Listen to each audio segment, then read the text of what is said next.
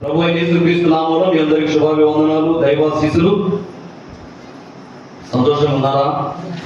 వాక్యగ్రంథంలో వెళ్ళిపోదాము. యోహాను సువార్త 5వ అధ్యాయము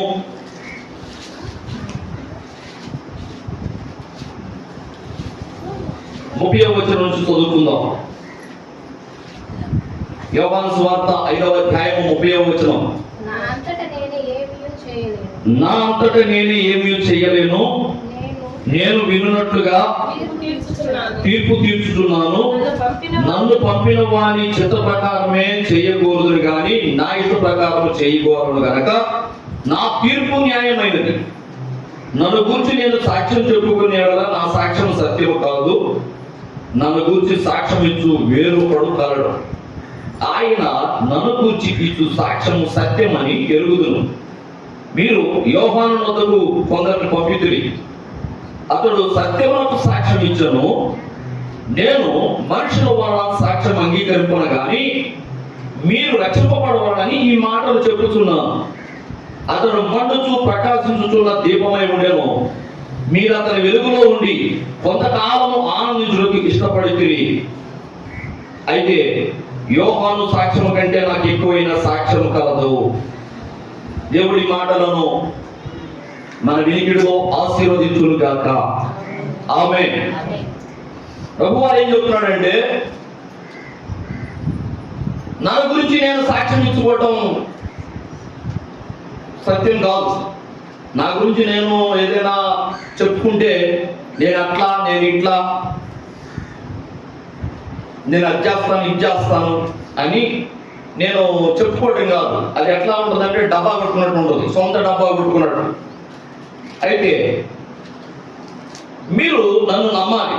మరొక చోట అంటాడు, మరొక చోట ఏమంటాడండి ప్రభువారు, మీరు నన్ను నమ్మకున్నదో పని సరే, కనీసం నేను చేస్తున్న నా క్రియలను బట్టి అయినా నమ్మాలి కదా. సాదా సీదా క్రియలా నేను చేసింది, ఎలాంటి క్రియలు చేస్తున్నాను, నా క్రియలను బట్టి మీరు నన్ను నమ్మాలి కదా. అయినా కూడా నమ్మకున్నారే.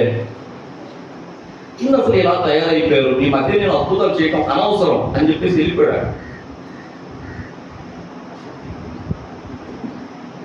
యేసుక్రీస్తు గురించి ఆయన చెప్పుకోవటం కాదు కానీ నన్ను గురించి సాక్ష్యం ఇచ్చేవాడు ఒకడు కలడు అన్నాడు. బాప్తిస్మ ఇచ్చి యోహాను గురించి అది చెప్తున్నాడు. బాప్తిస్మ ఇచ్చి యోహాను అరణ్యంలో పెరిగిన వాడు, చిన్ననాటి నుండి ప్రత్యేకమైన అనుభవం. మరియమ్మ ఎలాగైతే ప్రత్యేకంగా ఒక తోటలో పెంచబడిందో, లోకంతో సంబంధం లేకుండా, నిజంగానే అప్పటి కాలంలో ఇట్లా ప్రతిష్ట చేసుకొని బ్రతికారు చాలా మంది. ఈ కాలంలో కూడా కొంతమంది భక్తులు ఉన్నారు, నాకు ఈ లోకంతో పని లేదు, నేను వేరు, ఈ లోకం వేరు అనుకుంటూ ఏ కాడికి ప్రభు ప్రభు ప్రభు దేవుని పాదాలు పట్టుకోవాలి, దేవుని పాదాల దగ్గరికి పోవాలి అని ఏకాంత ప్రాంతం ఎక్కువ గడిపేవాడు ఉన్నారు. ఈ రోజు కూడా వాళ్ళు ఒక విధంగా చెప్పాలంటే అరణ్యపు అనుభవమే, దేవునితోటే కనెక్ట్ లో ఉంటారు ఎక్కువగా. ఖచ్చితంగా చెప్పాలంటే అలాంటి దైవజనులు మనకు తెలిసిన వాళ్ళే ఉన్నారు. భక్త సింగ్ గారు, ఏసన్న గారు, మన దైవజనులు చాలా ఏదో ఇలా దేవుడు ఆశీర్వదించడానికి చెప్పుకోవటం కాదు. ఆయన కలవాలంటే ఇంత మునుపు చాలా మనల్ని కావాలంటే ఎక్కడ ఉంటాడు అంటే, అదిగో చెరువుపేట చెరువు కట్ట మీద ఉంటాడు. చెరువు ఏడాది ఊరు బయట ఆడదు, దాదాపు 2-3 కిలోమీటర్ల దూరం ఉంటుంది ఊరికి. ఆ చెరువు కట్ట మీద ఉంటాడు. అక్కడ ఒక చెట్టు ఒకటి చూసుకొని చెరువు కట్ట మీద ఆ చెట్టు ఒకటి చూసుకుని అక్కడ లోకల్ వేసి ఎక్కువగా అన్నం కావాలంటే ఆడుకోవాలి. అన్నం ప్రార్థన అయిపోయి లేచేరికి కొంతమంది కాల్చుకొని ఉంటారు అన్న కోసం. ఇప్పుడు ఆ ప్లేస్ కూడా అందరికి తెలిసిపోయిందని ఇప్పుడు ఆ ప్లేస్ కూడా పోవట్లేదు, ఎక్కడికో పోతున్నాడు. ఎందుకంటే అక్కడ పోయిన కాడ నుంచి అందరు కళ్ళు తెచ్చి చూస్తే బాగుండు, మేము కనపడితే బాగుండు పిలుస్తాడు, పోయి అందరూ మాట్లాడవచ్చు, మా గోళ్ళు చెప్పుకోవచ్చు, ప్రార్థన చేయించుకోవచ్చు అని ఒక్కొక్కరు కనిపెట్టుకొని ఉంటున్నారు. దానివల్ల వాడు కోరుకుంటే న్యాయమే కానీ దానివల్ల అన్నకి ఏకాంత ప్రార్థన కరువైపోతుంది. అందుకని అలా దగ్గర దగ్గర పేటలో ఎవరికి దొరకట్లేదు. నిజం పిల్లరా, అలాంటి అనుభవం యోహాను, బాప్తిస్మిచ్చి యోహాను కూడా అరణ్యంలో పెరిగిన వాడు, ప్రత్యేకంగా పెంచాడు. అతను మిడతలు తింటూ తేనె తాగుతూ బ్రతికాడట. అరణ్యంలో ఉన్న ఒకరి యొద్దకు దేవుని వాక్యం వచ్చాను అని యోహాను గురించి సాక్ష్యం ఇస్తుంది బైబిల్ గ్రంథం. ఎక్కడో ఉన్న యోహాను లోకంలో ఓడల్లో ఉండకుండా ఎక్కడో అరణ్యంలో ప్రతిష్ఠించుకొని బ్రతుకుతున్న యోహాను యొద్దకు వాక్యం వెళ్ళిందట. అప్పుడు బయలుదేరి వచ్చాడు, ఒంటె చర్మం ధరించి, మరి తేనె తింటూ, మరి తేనె తాగుతూ, మిడతలు తింటూ. మిడతలు అంటే మామూలు మనకు కనపడే మిడతలు కాదు, వేరు మిడతలు ఉంటాయి తినే. అరణ్యంలో ఏం దొరుకుతుంది? మనం కొన్ని పురుగులు తింటాం తెలుసా? ఊసిళ్ళు ఎంతమందికి తెలుసు? ఊసిళ్ళు తెలీదా? అప్పుడప్పుడు వర్షాకాలంలో తొలగరి వర్షాలు పడగానే పుట్లు పగిలి అది రెక్కలు కలిగిన పురుగులాగా లైట్ల దగ్గరికి వస్తాయి. వాటిని పట్టుకొని ఉసిళ్ళే, అదే ఉసిళ్ళు తెలుసా? ఆ పురుగులు మనం ఎలా తింటామో అట్లాగే తినే మిడతలు ఉంటాయి. అవి తింటూ బ్రతికాడు. అందరిలాంటి ఆహారం తీసుకోవాలా, మాంసం తింటూ రొట్టెలు తింటూ లోకంలో ఉన్న ఆహారం తీసుకోలేదు, కానీ ప్రత్యేకంగా పెరిగాడు యోహాను. ఆ యోహాను ఎప్పుడైతే తన యొద్దకు వాక్యం వచ్చిందో దేవుడు దర్శించాడో ఇక వచ్చాడు బయలుదేరి. ఇక యేసుక్రీస్తుని గురించి ప్రకటిస్తూ ఆయన మార్గం సరళం చేస్తున్నాడు. యేసుక్రీస్తు వచ్చే నాటికి ఇదిగో లోక పాపములను మోసుకొని పోయే దేవుని గొర్రె పిల్ల ఈయనే అని యేసుక్రీస్తుని చూపించాడు. అంతకు మునుపు చెప్పిన మాటల ప్రకారం కొన్ని దినాలుగా బాప్తిసాలు ఇస్తూ ఇశ్రాయేలులోను ఆ ప్రాంతంలోను యోర్దాను నది ప్రాంతంలో బాప్తిసాలు ఇస్తూ యేసుక్రీస్తుని గురించి ప్రకటిస్తూ ఉన్నాడు. తీరా యేసుక్రీస్తు బాప్తిజం పొందడానికి వచ్చేటప్పటికల్లా ఇదిగో లోక పాపములను మోసుకొని పోయే దేవుని గొర్రె పిల్ల ఈయనే అని స్పష్టం చేసేసాడు. అంటే ముందుగా ఎందుకు చెప్పాడంటే ఆయన వచ్చేటప్పటికి ఆయన గుర్తుపెట్టేవాడుగా ఉండాలి జనం అని ముందుగా చెప్పాడు. ఇక్కడ యేసుక్రీస్తు వారు అంటారు, నన్ను గురించిన సాక్షి వేరొకడు కాదు. నా గురించి నేను సాక్ష్యం చెప్పుకోవడం కాదు, కానీ నా గురించి వేరొకడు సాక్ష్యం ఇస్తాడు. అతడు మండుచు ప్రకాశించుతున్న దీపమై ఉండేను. మండిపోతున్నాడట. ఏ మాత్రం పాపాన్ని సమర్థించేవాడు కాడు, ఏ మాత్రం లోకాన్ని ఇష్టపడేవాడు కాడు. ఎవడైనా కానీ, వాడు రాజు కానీ పేద కానీ, స్త్రీ కానీ పురుషుడు కానీ, పిల్లవాడు కానీ పెద్దవాడు కానీ, వృద్ధుడు కానీ, ఎవడైనా కానీ ఏదైనా తప్పిదం కనపడిందంటే యథార్థం చెప్తాడు. వాడు రాజే, ఆడి ముందు మరి నేను చెప్తే నన్ను చంపేస్తాడని భయపడే టైం కాదు, మండుతున్నాడు బాప్తిస్మిచ్చి యోహాను. కాబట్టి ఏ రోజు తన అన్న భార్యను ఉంచుకున్నాడు. అన్నని చవటం చేసి, ఎందుకు పనికిరాని వాడిగా చేసి అన్న భార్యను ఉంచుకొని మెయింటైన్ చేస్తున్నాడు. ఏంటా లోకమంతా ఆ రాజ్యమంతా గుసగుసలాడుతుంది, కానీ ఎవడు కూడా ఏంది రాజా నువ్వు చేసేది తప్పు కదా అని నోరు తెలిసి రాజు ముందు రాజు యొక్క తప్పును చూపించేవాడు లేరు. ఆ సమయంలో బాప్తిస్మిచ్చి యోహాను మండుతున్నాడు, తట్టుకోలేకపోయాడు పాపాన్ని. అప్పుడు ఏ రోజు రాజు దగ్గరికి వెళ్ళి ఆయన ఏ ఎత్తి చూపించాడు, నువ్వు చేస్తున్నది పాపం అంటే రాజు ఈయన ప్రవక్తాన్ని తెలిసి ఏమి చేయలేక అలా ఊరుకున్నాడు. కానీ తన అన్న భార్య కోపగించుకొని ఈయన చంపేసేయి అంటే అతన్ని చంపడానికి హేరోదు రాజు భయపడి ఒక చెరసాల్లో వేశాడు. చెరసాలు వేసినా ఊరుకోరా. ఏ రోజు పుట్టినరోజు నాడు తన కుమార్తెను పంపించి నాట్యం ఆడించి రాజును మెప్పించి ఆ ప్రాంతంలో అక్కడ చూడటానికి వచ్చిన రాజు పుట్టినరోజు కదా, మరి అనేక మంది రాజులు పుడతారు కదా, వాళ్ళందరినీ మెప్పించి వాళ్ళందరి సమక్షంలో నీకేం కావాలో కోరుకో సలోమి అంటే, నేను అమ్మనడికి వస్తానని చెప్పి పోయి లోపలికి వెళ్ళి బయటకు వచ్చి చెప్పింది. మా అమ్మ చెప్పింది, ఆ చెరసాలలో ఉన్న యోహాను తల నరికించి పళ్ళలో పెట్టి మరి ఏం చేసుకుంటుంది, తింటరా తింటానికే అదే పుట్టేదా కాదు, కానీ కక్ష నన్ను రాణిని రాజును ఏలెత్తు చూపిస్తాడా, భయపడే రకంగా యోహాను మండుతున్నాడు, అనేకులకు వెలుగై ఉన్నాడు. బాప్తిస్మిచ్చి యోహాను గురించి లోకాసువార్త 1వ అధ్యాయం 17వ వచనం సెలవిస్తుంది. అతడు చూడండి, లోకాసువార్త 1వ అధ్యాయము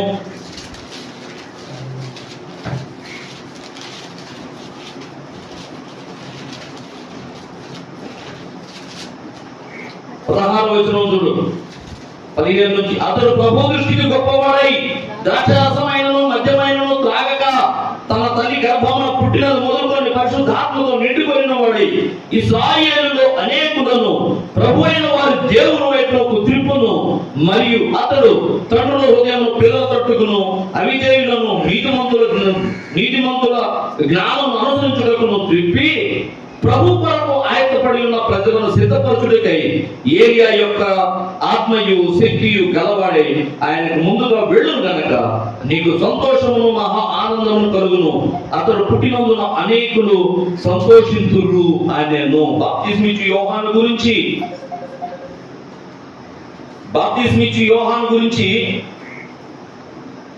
పరిశుద్ధాత్ముడు పుట్టక మునిపే ఇచ్చిన సాక్ష్యం. తన తండ్రి అయిన తల్లికి తండ్రికి పరిశుద్ధాత్ముడు ప్రత్యక్షమై ఇలా చెబుతాడు, నీకు కుమారుడు కలుగుతాడు, అతడు అనేకులను సంతోషపరుస్తాడు. ఎట్లాగా? లోకానుసారంగా కాదు, అనేకులను నీతిమంతుల యొక్క జ్ఞానం అనుసరించుతాడు, తిప్పుతాడు, దేవుని వైపు తిప్పుతాడు, దేవుని వైపు నాకు తిప్పుతాడు. ఎవరు? బాప్తిస్మిచ్చు యోహాను గురించి. అలాంటి బాప్తిస్మిచ్చు యోహాను యేసుక్రీస్తుని గురించి సాక్ష్యం ఇస్తున్నాడు. ఎప్పుడైతే యేసుక్రీస్తు బాప్తిసానికి వచ్చాడో అప్పుడే చెప్పేశాడు, చేసి పడేశాడు, ఇదిగో ఈయనే లోక పాపములను మోసుకొని పోయి దేవుని గొర్రె పిల్ల. క్లారిటీ.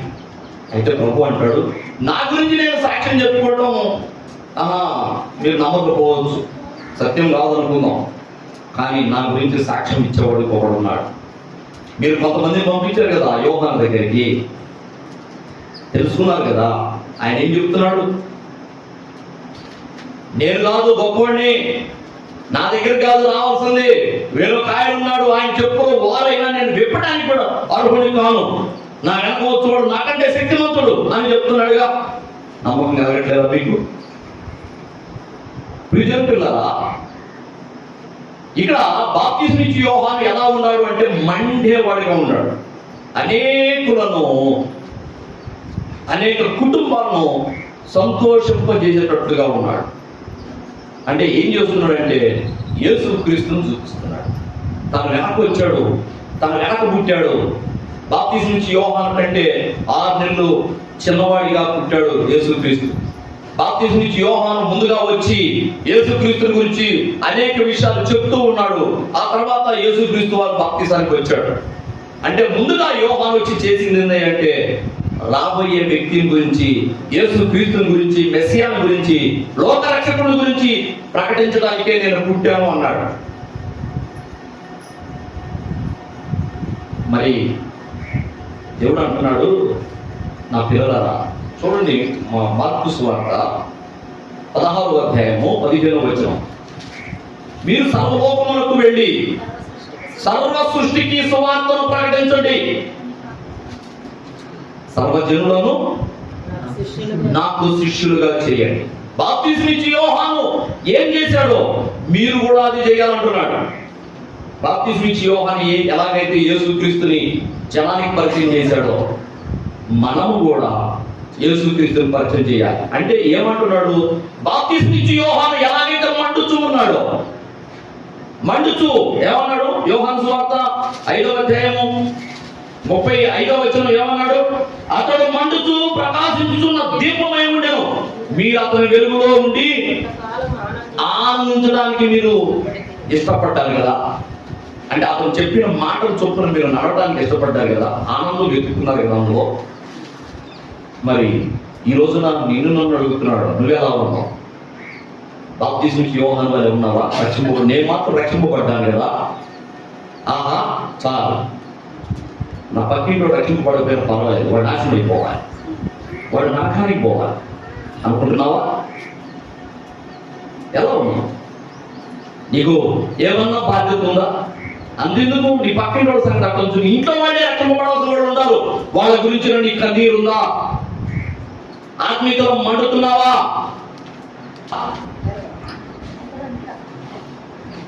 బాప్తిస్మిచ్చి యోహాను వలె మనం కూడా మండాలట. నువ్వు మండే విశ్వాసిగా ఉన్నావా అసలు? లేకపోతే ఓన్లీ సండే విశ్వాసిగా ఉన్నావా? ఎలా ఉన్నావు? ఆదివారం మాత్రం కనపడతాను పాస్టర్ గారు, తర్వాత నాకు సంఘానికి ఏ సంబంధం లేదు, నాకు క్రీస్తుకి ఏ సంబంధం లేదు, నాకు పరిశుద్ధాత్మకి ఏ సంబంధం లేదు, మళ్ళా ఆదివారమే. Yes sir. స్కూల్లో పిల్లాడు నెంబర్ 1 అనగానే ఎస్ సార్ అంటాడు చూడు, అలాగున ఆదివారం మాత్రం వచ్చి నేను హాజరించుకునే ఒక సండే విశ్వాసలాగా ఉంటాను అంటావా? ఎలా ఉన్నావు? మండేవాడిలాగా ఉన్నావా? సండే లాగా ఉన్నావా? సండే వాడిని వచ్చేవాడిలాగా ఉన్నావా? పిల్లరా, మండేవాళ్ళ. ఇక్కడ బాప్తిస్మిచ్చి యోహాను గురించి ఎందుకు చెప్తున్నాడు అంటే, మండుచున్నాడు అతను, మండుచు ప్రకాశించుచున్నాడు అతను. అతని వెలుగులో అనేక మంది వాళ్ళ జీవితాలను సరి చేసుకుంటున్నారు. రాత్రి వేళ కరెంట్ పోతే మన బతుకులు ఎట్లుంటాయి? ఎక్కడ ఏముందో తెలియదు, తొమ్మిది అవ్వకుండా బయటికి రావాలి ఇంట్లో నుంచి. తలుపు ఎక్కడ ఉందో, గోడ ఏడుందో, ఈ కాలికి ఏదో ఏదో తెలియదు కదా. అదే ఎదురుంటే అన్నీ సరి చేసుకుంటాం, చక్కబెట్టుకుంటాం, అవునే కదా. అలాగనే వాక్యపు వెలుగులో మన బ్రతుకులను సరి చేసుకునే వాళ్ళగా ఉండాలి. అయితే ఆ వెలుగు మండించేవాడు కావాలి, మండేవాడు కావాలి. ఇప్పుడు నేను చెప్తున్నా, ఫర్ ఎగ్జాంపుల్, నేను చందూరుపేట ప్రాంతం నుండి ఈ ప్రాంతానికి వచ్చాను, దేవుని పరిచయం విషయమై ఇక్కడికి వచ్చాను.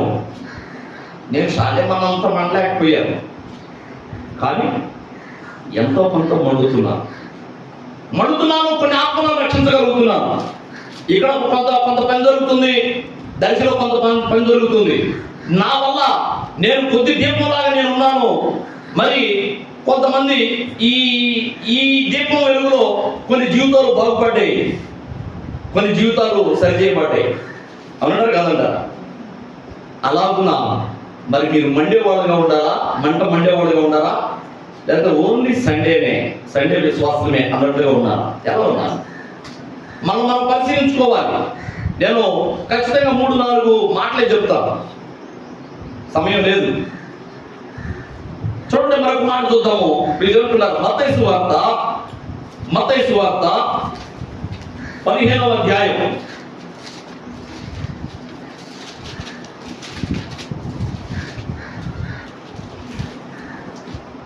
6 నుంచి చూడండి.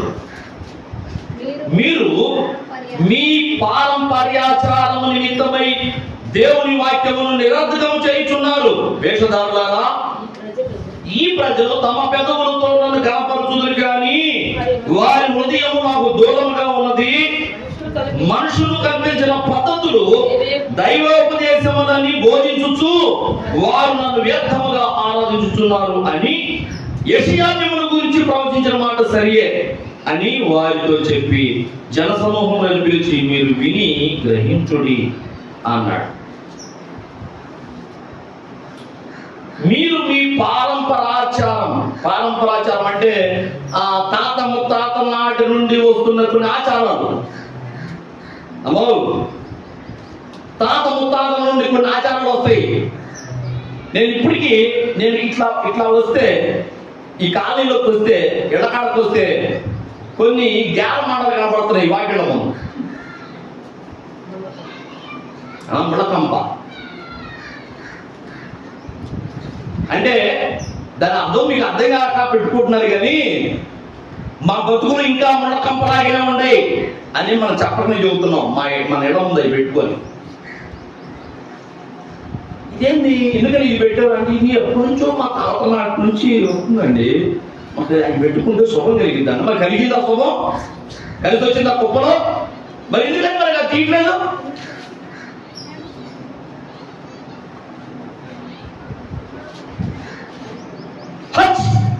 అది తుమ్మిదే తుమ్ము దగ్గు ఈ దేవుడు పెట్టియండి. ఆ పేపర్లో కూడా అది సృష్టించాడు.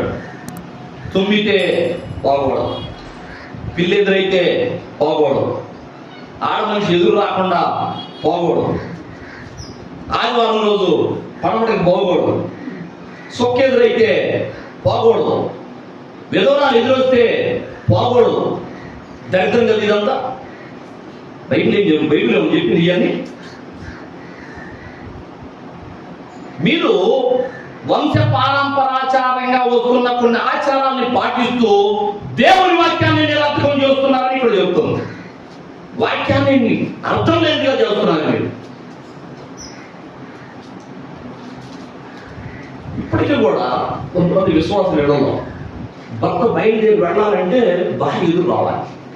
వారిని ఇంకొంతదేగా ఎందుకు ఎదురయ్యేది అంటే ఒకవేళ ఇంట్లో వాళ్ళు ముత్తైదులు కాకుండా బయటికి వెళ్ళగానే ఒకవేళ ఎవరున్న విధంగా మీరు వచ్చిందనుకో నేను తప్ప అని వాడు నమ్మకం, నేను చచ్చిపోతానని నమ్మకం. నా జీవితంలో అయితే నేను ఇంట్లో నుంచి బయలుదేరి వెళుతుంటే రోడ్డు మీద ఎవరన్నా ఒక విధవరాళ్ళు వృద్ధులు వస్తుండగా నేను నా పెళ్లి పోతాను వాళ్ళు లేదా అమ్మో అబ్బా ఎదురు వస్తున్నాడు అని చెప్పేసి ఆ నడిచే వాళ్ళు ఎదురు ఆగిపోయి పక్కకు దిగుతారట. ఆగిపోయినట్టుగా అంటే ఎదురు నడవకూడదు. అసలు ఎదురు నడితే ఏముంది అసలు అంటే ఈ మన దేశంలోనే ఈ దరిద్రం ఉంది. మన దేశపు వ్యాపనుడు ఏం చేశాడంటే భర్తను పోగొట్టుకున్నది అంటే ఈమె శాపగ్రస్తురా. భర్తను పోగొట్టుకుంది అంటే శాపగ్రస్తురాలు. ఈ శాపగ్రస్తురాలు ఎదురు వస్తే ఆమెలో రెండు దురాత్మలు వచ్చి నేను చంపేస్తాయి అని ఒక దురాచారం పెట్టాడు. మంచి ఆచారం కాదు, దురాచారం ఆచారం పెట్టాడు. విధవరాన్ని ఇందుకు పరికాపన చేసేసాడు. మన దేశం బ్రాహ్మణుడు పెట్టిన నియమాలు ఇవన్నీ. మన తాత ముత్తాతలన్నీ ఆచరిస్తున్నది మన బ్రాహ్మణుడు పెట్టిన నియమాలు. విధవరాలు ఎదురు రాకూడదు, పిల్లి ఎదురు రాకూడదు. పిల్లి ఒక జంతువేగా, పౌర ఎదురు రావచ్చు, కుక్క ఎదురు రావచ్చు, పిల్లి మాత్రం శాపగ్రస్తమైందా? పిల్లి ఎదురు రాకూడదు. తుమ్మితే పోలేము అన్నిది. నేనైతే అమ్మా ఏందమ్మా ఏం నాకే వింటడా అంటే అయ్యా ఏం లేదు నువ్వు పోయ్యా అంటారు. ఓ పెద్దవాడ నువ్వేదో ఊహించుకుంటున్నావు అంటే కాదయ్యా నేను ఎదురు రాకూడదు.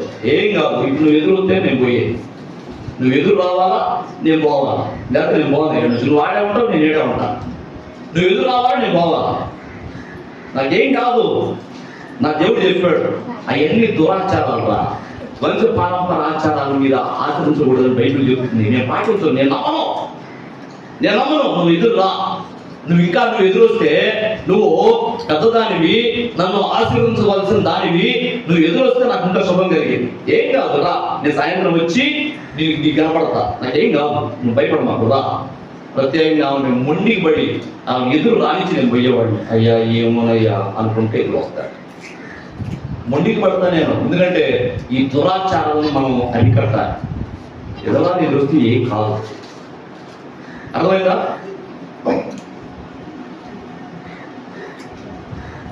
ముహూర్తాలు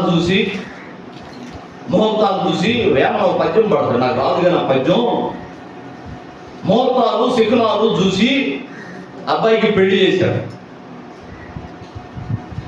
అన్ని బాగా ఉండి అబ్బా బాగా కలిసినండి, జాతకాలు కలిసినాయండి, బాగా మంచి ముహూర్తం అండి, మంచి గడి అండి ఇది అని చెప్పేసి పెళ్లి చేస్తే 3వ రోజున మరి పెళ్లి కూడా తెచ్చాడు.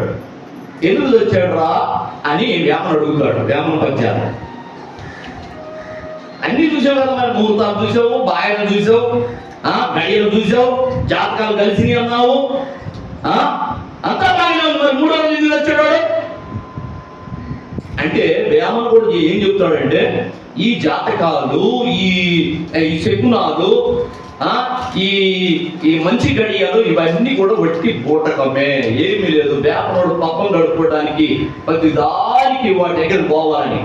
ఇలా ఇల్లు కట్టాలంటే మంచి రోజు ఎప్పుడు పోయేవాడు ఉన్నారు. ఇప్పటికీ మంచి రోజు ఎప్పుడో తెలుసుకొని వ్యాపారాన్ని ఆశ్రయించి మంచి రోజు ఎప్పుడో తెలుసుకొని అప్పుడు గుంట తీసి అది చేసి మాస్టర్ గారు ఇప్పుడు రా ప్రార్థన చేద్దాం. ఎందుకమ్మా ఈరోజు మంచిదంట. సరే అంటే మధ్యాహ్నం వస్తారంటే మధ్యాహ్నం కాదు, ఉదయం 9 గంటల 31 నిమిషాలకి నువ్వు ప్రార్థన చేయాలి. ఎందుకంటే 31 నిమిషం అంటే వ్యాపారం చెప్పాడు ఆ గడియ. చాలా మనకి చెప్పలు బాగుపడతాడు. పనికి మారిందా వ్యాపారం దగ్గర పోయి నన్ను అక్కడికి ఎందుకు వచ్చా? పెళ్లి కావాలంటే మనం ముహూర్తం చూసుకుంటాం. అబ్బాయికో అమ్మాయికి పెళ్లి చేయాలంటే ముహూర్తం చూసుకుంటాం.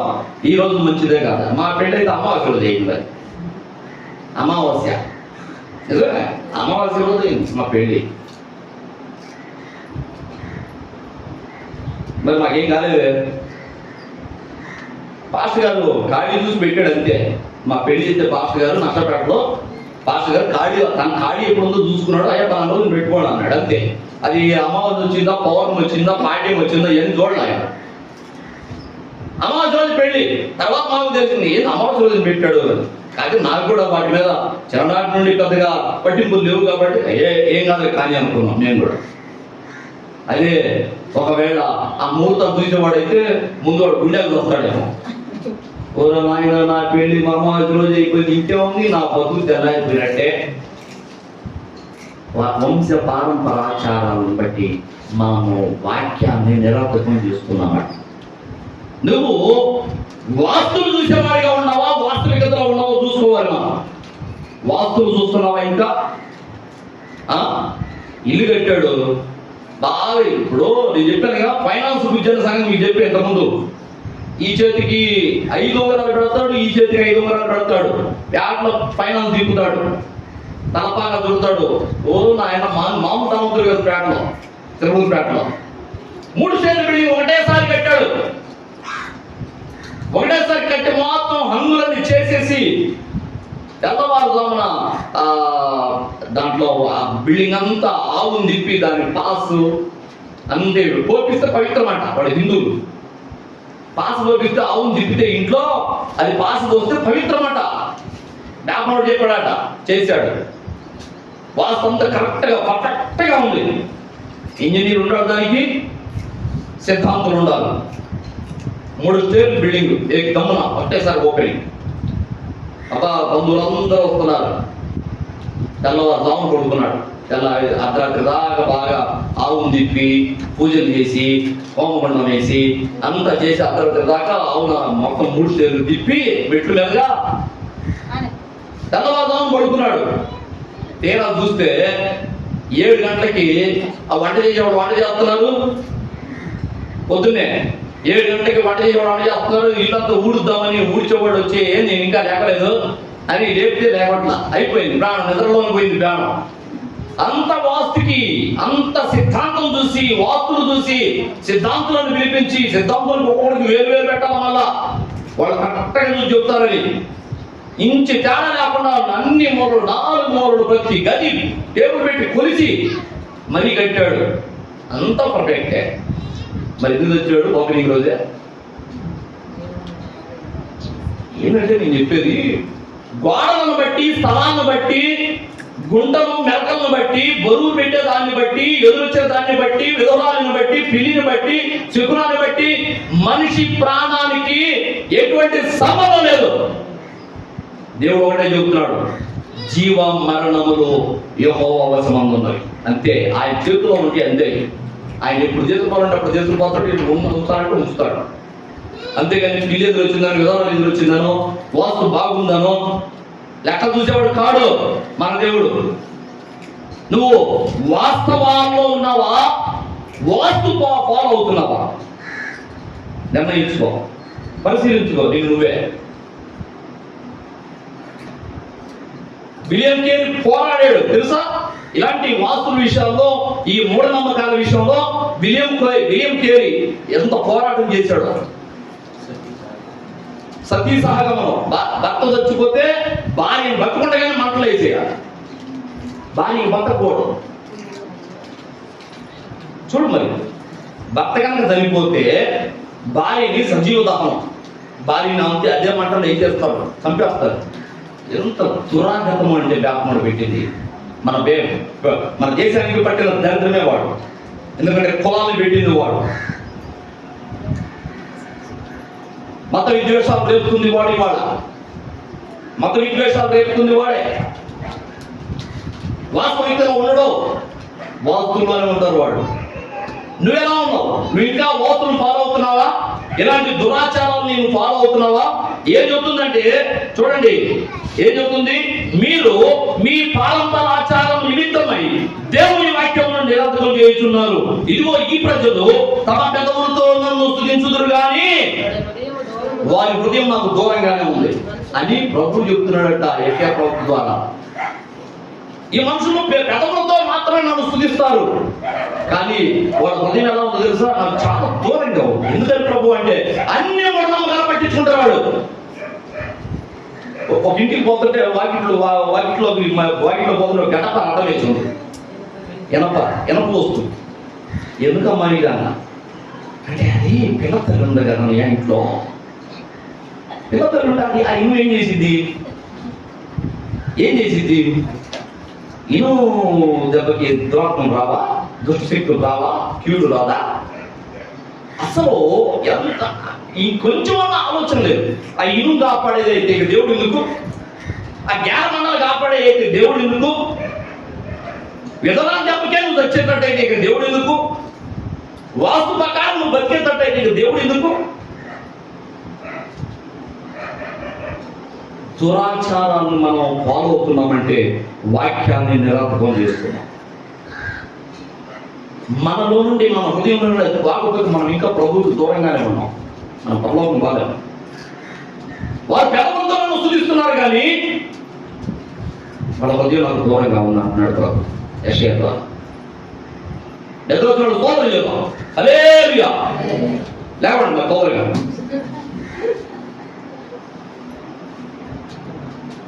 లేచారా? ఇంకో మాట చూద్దాం. అపోస్తలుల కార్యాలు 4వ అధ్యాయం 4వ వచనం. త్వరగా తినమ్మా. అపోస్తలుల కార్యాలు 4వ అధ్యాయం 4వ వచనం. వాక్యము వినిన వారిలో అనేకులు నమ్మిరి, వారిలో పురుషుల సంఖ్య ఇంచుమించు 5,000 ఆయన. ఫస్ట్ నుంచి కొద్దిగా పైనుంచి చూడు. వారు ప్రజలతో మాట్లాడుతుండగా యాజకులను దేవాలయపు అధిపతియు సద్దూకయ్యులను వారు ప్రజలకు బోధించుటయు యేసును బట్టి మృతుల్లో నుండి పునరుద్ధానము కలుగునని ప్రకటించుటయు చూచి కలవరపడి వారి మీదకు వచ్చి వారిని బలత్కారంగా పట్టుకొని సాయంకాలం 5 మరునాటి వరకు వారిని కావలిలో ఉంచిరి. వాక్యము విన్న వారు అనేకులు నమ్మిరి, వారిలో పురుషుల సంఖ్య ఇంచుమించు 5,000. ఇక్కడ అపోస్తలులు వాక్యాన్ని ప్రకటిస్తున్నారు, ఆత్మలను సంపాదిస్తున్నారు. ఇక్కడ వాళ్ళకి ఎన్ని సమస్యలు ఎదురవుతున్నాయో ఎక్కడ ధైర్యంగా. ఇవాళ మనము మా ప్రవీణను చంపారు, లేకపోతే ఇంకొక అతన్ని జైల్లో పెట్టారు, ఇంకొక అతని మీద కేసులు పెట్టారు అని ఇవాళ మనం గందరగోళం అవుతున్నాం. ఆది నుండి ఉన్నదే ఇదంతా, ఇంకో కొత్త కాదు. తరతరాలుగా ఈ 2000 సంవత్సరాలుగా క్రైస్తవులు, నిజ క్రైస్తవులు అందరూ దాదాపుగా హతసాక్షులే అవుతున్నారు. ప్రభు కోసం దీర్ఘాయువు కలిగి వృద్ధాప్యం వచ్చి అనారోగ్యంతో పోయేవాడు తక్కువ, ఖచ్చితంగా దేవుల్లో మండేవాడు హతసాక్షులుగానే ఎక్కువ అయిపోతున్నారు, చంపబడుతున్నారు. ఇవాళ మనం గందరగోళం అవ్వాల్సిన పని లేదు. అపోస్తుల కాలంలో అపోస్తుల్ని ఎలాగనే వాళ్ళు ఎక్కడంటే అక్కడ కొడతా ఉండేవాడు. ఏడా మీరు ఆ క్రీస్తుని ప్రకటిస్తారు, దాన్ని వాళ్ళు మాత్రం పుండికి పడేవాడు. పౌరుని కొట్టి రాళ్ళతో కొట్టి పడేసిపోయారు, చచ్చాడు పదండి పౌరుని. ఎందుకు? పొయ్యి క్రైస్తవం నమ్మరా బాబు నువ్వు అని పంపిస్తే మా దగ్గర అధికారం తీసుకొని డబ్బులు తీసుకొని పొయ్యి క్రైస్తవం చంపుతానని పోయి ఆ తమస్క మార్గం కాడపోయేందుకు ప్రభువే కనపడ్డాడని మళ్ళా రిటర్న్ వచ్చి మాకే సువార్త చెబుతావు వాళ్ళు, మాకే చెబుతావు సువార్త మళ్ళా కొట్టడం రాళ్ళతోటి అని పౌరుని రాళ్ళతోటి కొట్టి చంపి చచ్చాడని వెళ్ళిపోయారు. తెల్లారలేదు దగ్గరికి మళ్ళా లేచి అదే గాయాలు మొహంతా పగిలిపోయి వాచిపోయి ఉంది. ఎవడు వీడు మళ్ళీ పొద్దున్నే వచ్చి ఏంది ఇక్కడ వాకింగ్ ఎవడు వీడు అంటే, అయ్యా మన రాత్రి రాళ్ళని కొట్టాం కదా అదే పౌరుడు అండి. అదే పౌరా అంటే ఫేస్ గుర్తుపట్టకుండా మొహం వాచిపోయి ఉంది కదా, రాళ్ళని గుర్తుపడ్డాడు కదా, చచ్చడానికి వదిలిపెట్టిపోయేవాడు. రాళ్ళు వేసి రాళ్ళు వేసి కొట్టి ఎక్కడెక్కడ ఇరిగినాయో ఏమో తెలియదు కానీ మళ్ళా తెల్లవారేసరికి మళ్ళా సమాజ మందిరం వరకు వచ్చి మళ్ళా బోధిస్తున్నాడు పౌరు.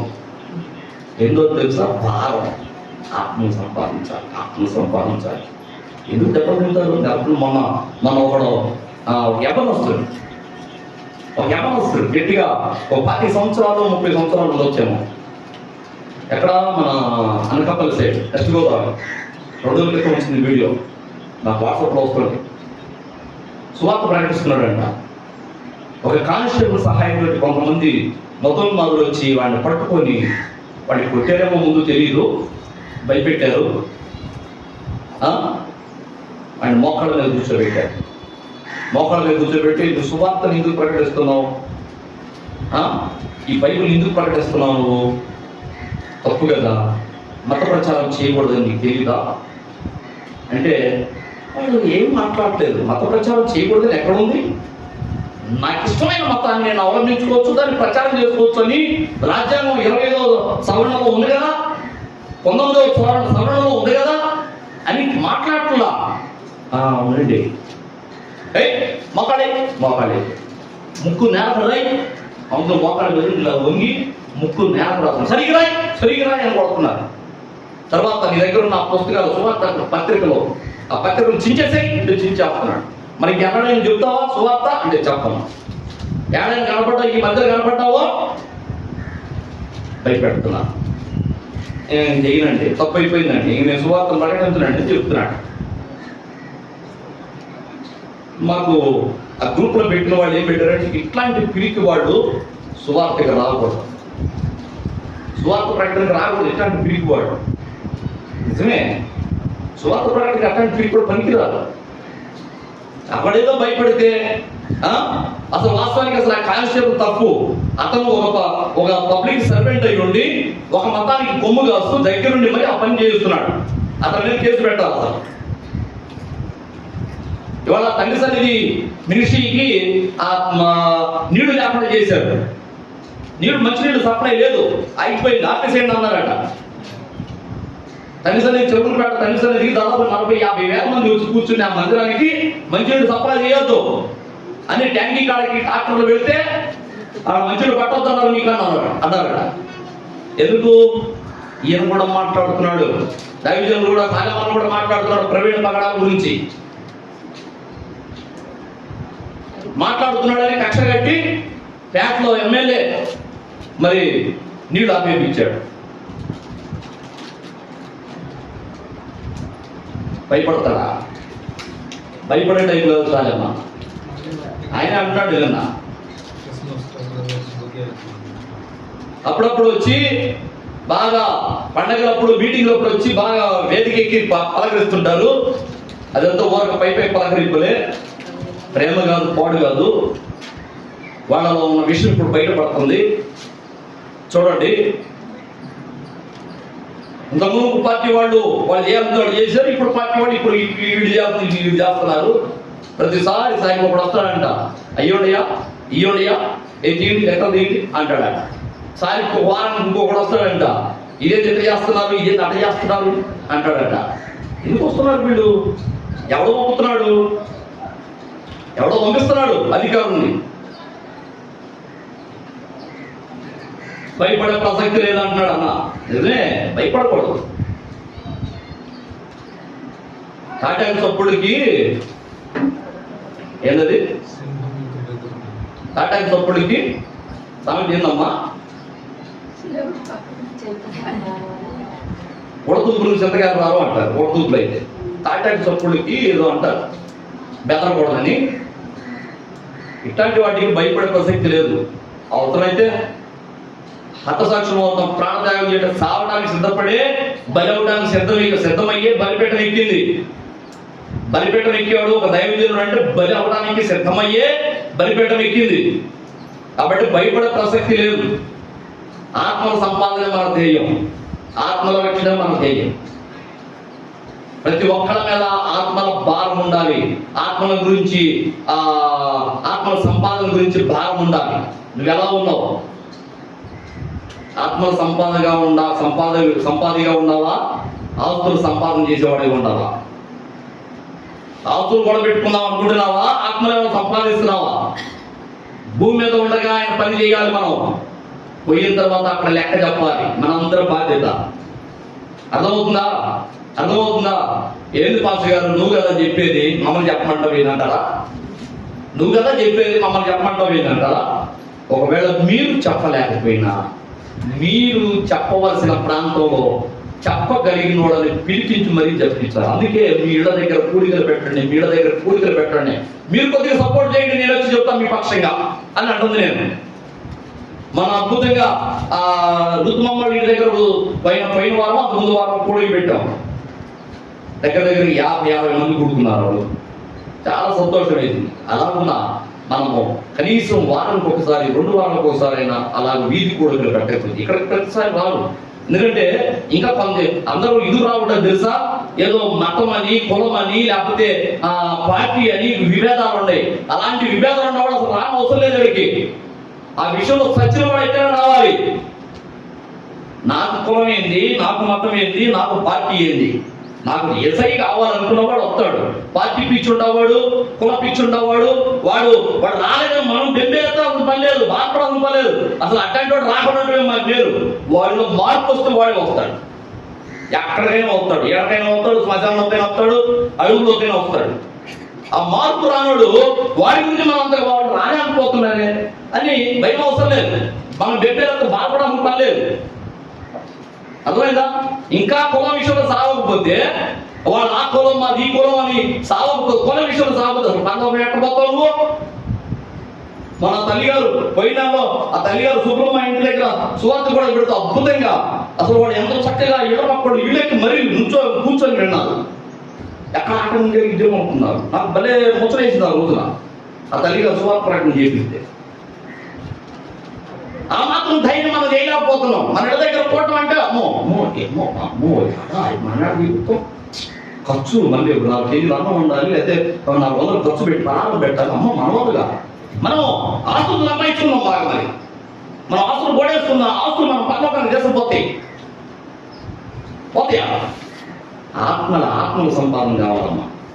నువ్వు ఆత్మల సంపాదించేటట్టున్నావా, ఆస్తులు సంపాదించుకునేటట్టున్నావా?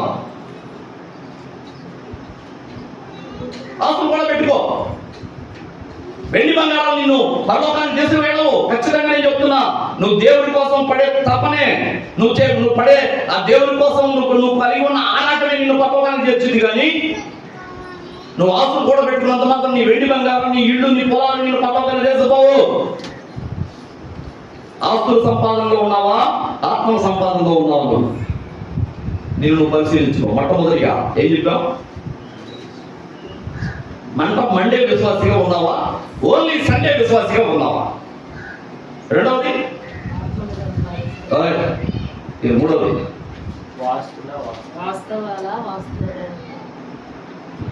వాస్తవంలో ఉన్నావా, వాస్తువును ఫాలో అవుతున్నావా?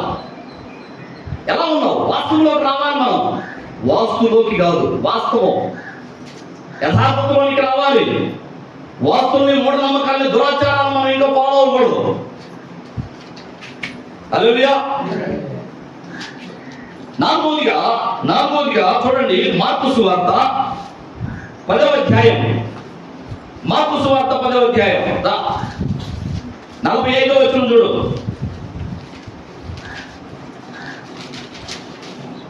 మా బైబిల్ ఉంది కదా. మనిషి కుమారుడు పరిచారం చేయించుకున్నటకు రాలేదు కానీ ఎందుకు తగులారా తీయదా 45 అని చెప్పారు.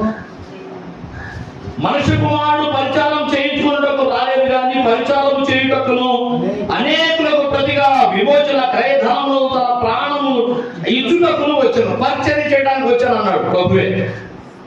పరిచర్య చేయడానికి నేను వచ్చాను, పరిచర్య చేయించుకోవడానికి కాదు. ఇవాళ చాలా మంది సేవకులు పరిచర్య చేయించుకుంటున్నారు, కాళ్ళు తెచ్చుకుంటున్నారు, ఏడల్లో బట్టలు తీర్చుకుంటున్నారు, అంట్లు తోమించుకుంటున్నారు, పాస్టర్ వాడు ఇంట్లో అన్ని చేసి పెడుతున్నారు. తప్పని అవును కానీ ఒకళ్ళు అభిమానం ఉంటే చేయొచ్చు కానీ దైవజనులైన వాళ్ళు అధికారపూర్వకంగా మొన్న ఓసన్నా మినిస్ట్రీలో సేవకుడు ఆయన ఇప్పుడు ట్రాన్స్ఫర్ వెళ్ళిపోయాడు. గట్టిగా 4 నెలలు కూడా ఉండకుండా వెళ్ళిపోయాడు. ఆయన చెప్తున్నాడంట, అసలు మేము ఆదోనిలో ఉన్నప్పుడు అసలు మా ఇంట్లో అంట్లు తోమడానికి, పాశ్రమ కోసం సహాయం చేయడానికి, బట్టలు ఉతకడానికి, ఇల్లు ఉడవడానికి, అన్ని పనులు చేయడానికి వెంపలాగేవాళ్ళు విశ్వాసులు. ఇప్పుడు అసలు పట్టించుకోవట్లేదు అంటున్నాడంట. ఇదేం కావాలా నాయన, నీ ఇంట్లో సేవ చేయడానికి అప్పుడు వచ్చిందే మందిరంలో పరిచయం చేయాలి.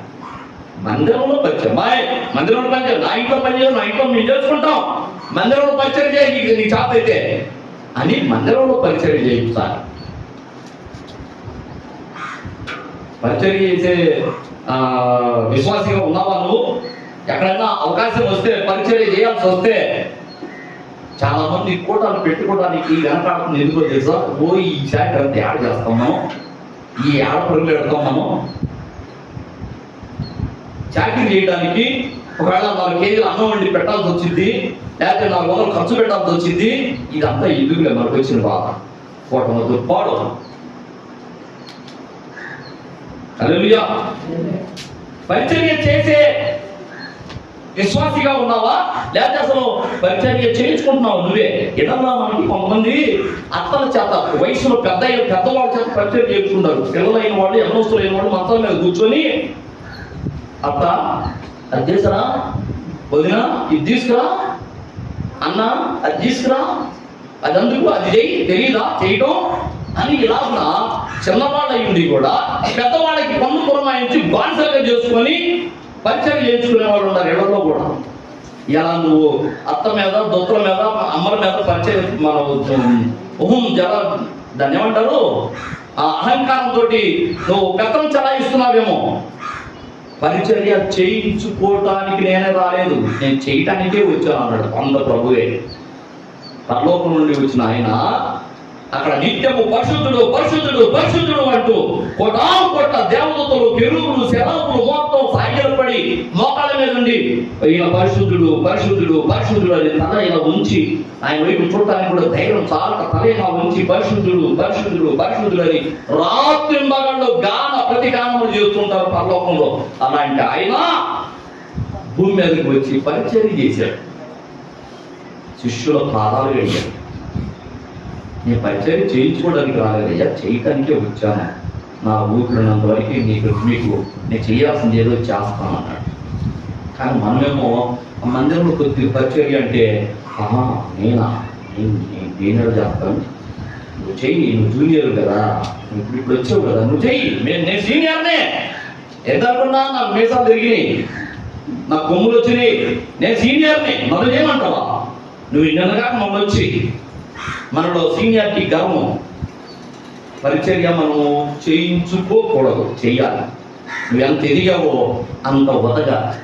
నువ్వు ఒదిగితేనే నువ్వు పరిచయం చేయడానికి, నీకంటే చిన్నవాళ్ళకైనా ఏదైనా పరిచయం చేయడానికి నువ్వు ఒదిగితేనే నువ్వు బాగా ఎదిగినట్టు లెక్క. నువ్వు గర్వంతో ఉన్నావా, నువ్వు బాగా దిగజారిపోయి ఉన్నావా అని అర్థం. హల్లెలూయా. చివరి మాట, ఇప్పుడు ఈ మాట ఏం చెప్పుకున్నాం మనం? పరిచర్య చేయించుకునేటట్లు ఉన్నావా, చేసేటట్లుగా ఉన్నావా? బైబిల్ అన్ని క్లారిటీ ఇస్తుంది. చివరి మాట చూద్దాం. చివరి మాట యోనా గ్రంథము 1వ అధ్యాయము 10వ వచనం చూద్దాం.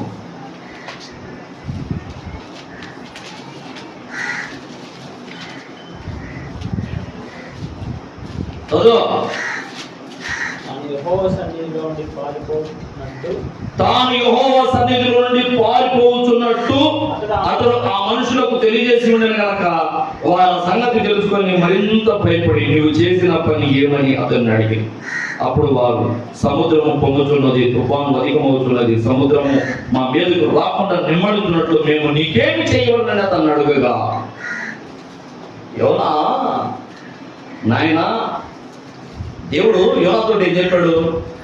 నా కుమారుడా, నువ్వు వెళ్ళి నినివే పట్టణానికి ప్రకటించు, నా సువార్తను ప్రకటించు అంటే ఇటు పోవాల్సిన వాడు ఇటు పోయే ఓడెక్కి తర్షీషుకు పోతున్నాడు. ఎందుకు అంటే ఆడ కొద్ది వాడు పరమ దుర్మార్గంలో ఉండాలి. వాడు మారుతారో కొడతారో, వాడు మారుతారో కొడతారో, నేను పోయి ప్రకటిస్తాను, మీరు దేవుని వైపు తిరగండి లేదంటే నశించిపోతారు అని నేను చెప్తాను. ఈయనేమో ప్రేమ కలిగినోడు, చూస్తా వాళ్ళ నేను సంపడవు, నేను చెప్పినంత అబద్ధం అయిపోద్ది, ఇదికి వచ్చిన వాళ్ళు నేను బాను, నేను ఇటు పోతా అని చెప్పి తర్షీషుకు పోతున్నాడు. ఇదేంటి నాయన, నువ్వు వినివే కదా బొమ్మంది, ఏం తర్షీషుకు పోతున్నావు? పిరికివాడైపోయాడు. ఇవాళ సువార్త ప్రకటించేవాడుగా ఉన్నావా నువ్వు, లేకపోతే పారిపోయేవాడుగా ఉన్నావా? సువార్తకి నోరు తెరవాలంటే భయపడేటట్లుగా ఉన్నావా? సువార్త ప్రకటించగలిగే స్థితిలో ఉన్నావా? ఎలా ఉన్నావు? మొట్టమొదటిగా నేను చెప్తున్నా, ఏం చెప్తున్నావు? మండే విశ్వాసిగా ఉన్నావో, ఓన్లీ ఆదివారం మాత్రమే నేను కనబడతాను అన్నట్లుగా ఉన్నావో పరిశీలించుకో. రెండవది, వాస్తవంలో ఉన్నావా, యథార్థతలో ఉన్నావా, అసలు ఏంటి నిజమేది అబద్ధం ఎందాన్ని చూసుకునే విధానంలో ఉన్నావా, వాస్తుల్ని ఫాలో అవుతున్నావా? మూడవది, ఆత్మలను సంపాదించే స్థితిలో ఉన్నావా, ఆస్తులు సంపాదించుకోవాలనుకుంటున్నావా? ఆస్తులు సంపాదించుకోవాలనుకుంటే నువ్వు దేవుని దగ్గరికి రానవసరం లేదు. ఆదివారం కూడా రావద్దు. ఆస్తులు సంపాదించుకోవాలంటే ఆదివారం కూడా రావద్దు. ఎందుకంటే నీకున్న ఆస్తి, నీ మనసంతా నీ ఆస్తి మీద, నీ ధనం మీద ఉన్నది. నీ ధనం ఎక్కడ ఉన్నదో నీ మనసు అక్కడ ఉంటుంది అన్నాడు. ఏంటి? నీ మనసు ఎక్కడ ఉంటుందో నీ ధనం అక్కడ ఉంటుంది. నీ మనసు ఉంది ఇక్కడ భూమి మీద డబ్బుల మీద ఉంది, భూమి మీద ధనం మీద ఉంది. నువ్వు ఇక్కడే ఉంటావు, భూ సంబంధిగానే ఉంటావు, కానీ పరలోక సంబంధిగా ఉండవు. నీ ఆస్తి పరలోకంలో ఉందనుకుంటే నువ్వు నీ మనసంతా పరలోకం మీద ఉంది. నాకు అక్కడ ఉంది, నాకు అక్కడ ఉంది, నాకు సొంత ఇల్లు, బంగారు ఇల్లు ఉంది, నాకు అక్కడ ఆస్తి ఉంది, నాకు అక్కడ కిరీటం ఉంది, నాకు అక్కడ బహుమానం ఉంది అని నువ్వు ఆ పరలోకంలో ఉన్న దాని గురించి ఆలోచిస్తే నువ్వు అక్కడ నీ మనసంతా అక్కడ ఉంటుంది. కానీ నీకు అక్కడ నమ్మకం లేకుండా ఇక్కడ నమ్మకం ఉంది అనుకో, నీ ధనం ఎక్కడ ఉండవు, నీ మనసు అక్కడ ఉండదు అన్నాడు. అంటే నువ్వు మనసు దేని మీద దృష్టి పెడుతున్నావు, నీ ధనం అక్కడే ఉంది. ఇక్కడ నువ్వు ఈ లోక సంబంధంగా నువ్వు ఆలోచిస్తూ నేను పరలోకం పోతాను అంటే భ్రమ. ఎందుకంటే ధనవంతుడు పరలోకానికి ఎట్టి పరిస్థితిలో పోడు, సూది బెజ్జంలో వెంటైనా దూరిపోతాయేమో, కానీ ధనవంతుడు మాత్రం పొరపాటు పరలోకం పోడు అన్నాడు. ఎందుకంటే వాడు మనసు నిండా ధనమే. ఆస్తుల సంపాదనలో ఉండవా, ఆత్మ సంపాదనలో ఉండవా? ఎలా ఉన్నావు? ఆత్మను ఏమైనా సంపాదించాలనుకుంటున్నావా? ఏమన్నా అవకాశం దొరికితే కొంచెం సువార్త చెబుదాం, లేకపోతే నీ జీవితంలో దేవుడు చేసిన మేలు సాక్ష్యంగా చెబుదాం, లేకపోతే నువ్వు విన్న సాక్ష్యాలు ఏమన్నా ఉంటే అవి చెబుదాం, భాషగా చెప్పిన వాక్యాలు ఏమన్నా అవి వివరిద్దాం. ఎక్కడికి పొలం పోయినా, ఏ పని చేసుకుంటున్నా, నీ పక్కన ఎవరైనా ఒక అన్యుడు ఎవరైనా ఉన్నారంటే వాళ్ళకి సువార్తను ప్రకటించాలి అనే ఈ ఆత్మ రక్షించాలనే భావం నీలో ఉందా? లేకపోతే ఊరికి ఆస్తులే, ఆదివారం మాత్రం కనపడి నేను మిగతా ఎక్కువగా నాకంతా సంపాదన పరిగెడుతున్నావా? ఆత్మల సంపాదన, ఆస్తుల సంపాదన, ఎక్కడ ఏ వేటలో ఉన్నావు? నాది చెప్పు. పరిచయం చేసేటట్టుగా ఉన్నావా, చేయించుకునేటట్టుగా ఉన్నావా? ఎలా ఉన్నావు? ఇళ్ళ దగ్గర మనం చేసే క్రియలన్నీ ఆయన రాస్తున్నాడు. మనము పెద్దవాళ్ళని, అత్తలైన వాళ్ళని, ఎందుకంటే ఆడపిల్లైన వాడు ఒక ఇంటికి పోతారు కాబట్టి అక్కడ అత్త మామూలు ఉంటారు పెద్దవాళ్ళు, తల్లిదండ్రులు లాగా. వాళ్ళని కష్టపెడుతూ, వాళ్ళని టార్చర్ పెడుతూ, వాళ్ళని తిండి తప్ప సరిగ్గా చూసుకోకుండా వాళ్ళని తిడుతూ కొడుతూ వాళ్ళని బానిసలాగా చేసుకోవటం ఉంటే, నువ్వు ఇక్కడికి వచ్చి తెల్లని వస్త్రం ముసుగేసుకొని ఇక్కడికి వచ్చి అబ్బా భక్తి చేసి ఎగిరికి చప్పట్లు కొట్టి తీరా ఇంటికి పోయిన తర్వాత మళ్ళీ ఇంటికాడ ఆ పెద్దల మీద ఆ వృద్ధుల మీద నీ ప్రతాపం చూపిస్తున్నావు అనుకో, మొత్తం దేవుడు అక్కడ రాసేవాడు. ఆయన ముందు మనం ఏం దాచలేము. నీది నటనా భక్తి.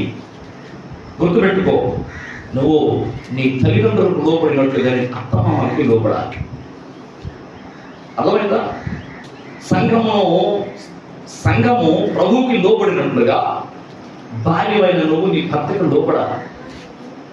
దేవుని వాక్యం చెప్తుంది. నువ్వు నీ భర్తకు నువ్వు లోపడాలి. వాళ్ళు భర్తను కొట్టే భార్యలు ఉన్నారు, ఇక్కడ ఉన్నారు లేదు దశలో నేను చూస్తున్నాను. భర్తను కొట్టే భార్యలు ఉన్నారు. భర్తకి లోపడాలి. వాక్యం కదా అది, మరి దేవుని మాట కదా. ఎలా ఉన్నావు? పరిచయం చేసినట్టున్నావా, చేయించుకునేటట్లున్నావా? చివరి మాట ఏదమ్మా? ప్రకటిస్తున్నావా? పిరికి వాడవై పిరికి దానివై పారిపోతున్నావు. అమ్మో ఇక్కడంతా రెడ్డి గారు, ఇక్కడంతా కాపులు, ఇక్కడంతా ఆసాములు. ఏ సాములు? ఆసాములు అట. ఆసాములు వాళ్ళ దగ్గర మనము చీపులో చూస్తారు అంటారు అని నోరు మూసుకుంటున్నావు భయపడి. పరిచర్య స్వార్థ ప్రకటించేటట్టున్నావా, పారిపోయేటట్టున్నావా? మనం ఏ స్థితిలో ఉన్నామో మనము పరిశీలన చేసుకున్నాం. ఈ ఐదు విషయాల్లో మనం ఎలా ఉన్నామో మనం పరిశీలన చేసుకున్నాం. తలవంచండి, ప్రార్థన చేద్దాం. స్తోత్రము తండ్రి, స్తోత్రం. సకల ఆశీర్వాదములకు కారణభూతుడైన మా దేవ, పరిశుద్ధుడు నీకు వందనాలు అయ్యా. ఈ గ్రంథంలో చెప్పబడిన మాటలు, పిలుపునిచ్చే మాటలు, ఉజ్జీవనిచ్చే మాటలు, శక్తినిచ్చే మాటలు, బూస్టింగ్ లాంటి మాటలు ప్రభువా, ఎవరు ఎలాంటి స్థితిలో ఉన్నారు, ఇంకా సాంఘిక దురాచారాల్లో, మూఢ నమ్మకాలలో, వాస్తుల్లో ఉన్నారేమో, ఈ బిడ్డలను విడిపించు. ఇప్పుడు చెప్పబడిన 5 రకాల విషయాల్లో ఈ బిడ్డలు ఏ స్థితిలో ఉన్నారో, ఎలాంటి దానికి వాళ్ళు బానిసై ఉన్నారో ప్రభువా, వాళ్ళని వాళ్ళు పరిశీలించుకోవడానికి, సిగ్గు తెచ్చుకోవడానికి నీ వాక్యము నిరర్థకం చేయకుండా ఉన్నట్లుగా అయ్యా ప్రభుత్వం ఆయన అందరి విషయంలో నీ వాక్యము ఫలించాలి ఆయన. వాళ్ళ హృదయాల్లో నీ వాక్యము నిరంతరంగా ఫలించును గాక. నీకు వందనాలు, స్తోత్రాలు.